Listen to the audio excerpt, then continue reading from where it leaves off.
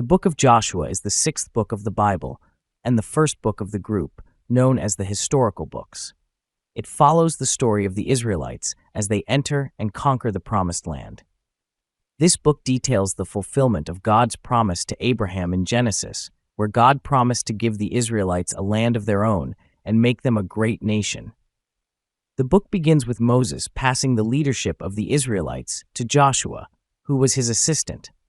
The Israelites had been wandering in the wilderness for 40 years because of their disobedience and lack of trust in God. Before they enter the Promised Land, Joshua sends 2 spies to Jericho, a major city in Canaan, to gather information. The plan was to send an army to take over the city, but the spies were discovered and rescued by a woman named Rahab. In return, they promised to spare her family during the invasion of Jericho. With Rahab's help, the Israelites crossed the Jordan River into Canaan. As they entered the land, God miraculously stopped the flow of the river, just like he did with the Red Sea during the time of Moses. This was seen as a sign of God's favor and protection as they began their conquest of Canaan. The first city the Israelites attacked was Jericho. They marched around the city for 6 days, blowing trumpets and shouting, and on the 7th day, the walls of Jericho collapsed, and the Israelites took over the city.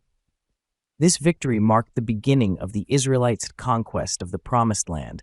After their victory in Jericho, the Israelites continued to conquer other cities, including Ai, Gibeon, and many more. Although they faced challenges and opposition from the inhabitants of Canaan, the Israelites were victorious in battle because God fought for them. The book of Joshua repeatedly emphasizes that it was God's power and faithfulness that allowed the Israelites to conquer the land. Despite their many victories, the Israelites still had many enemies and challenges to overcome. One of their greatest enemies was the Amorites, led by King Adoni-Zedek. The Amorites were a fierce, warlike people who had dominated the region for centuries. However, with God's help, Joshua and the Israelites were able to defeat them in battle. As they continued their conquest, the Israelites divided the land among the 12 tribes. They also established cities of refuge, where those who had committed unintentional crimes could seek protection from avengers. This showed the Israelites' commitment to upholding justice and taking care of their community.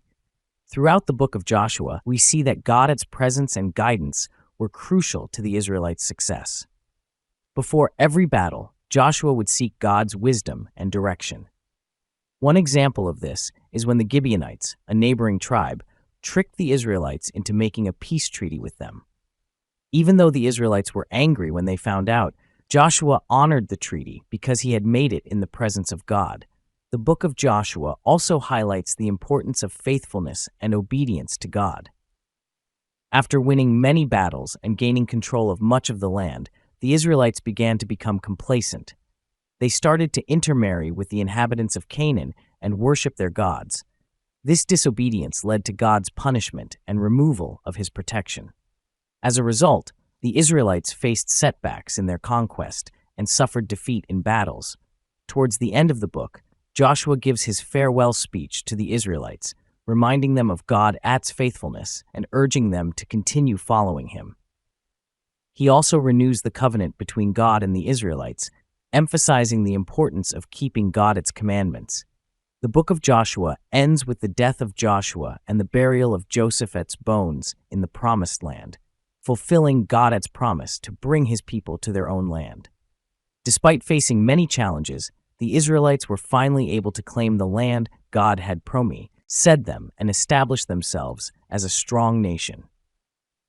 In conclusion, the book of Joshua is a powerful testament to God's faithfulness and the importance of obedience and trust in him. It also serves as a reminder that with God's help, we can overcome any challenge and enemy that stands in our way. This book lays the foundation for the rest of the historical books, as well as the overall story of redemption and God's plan for his people.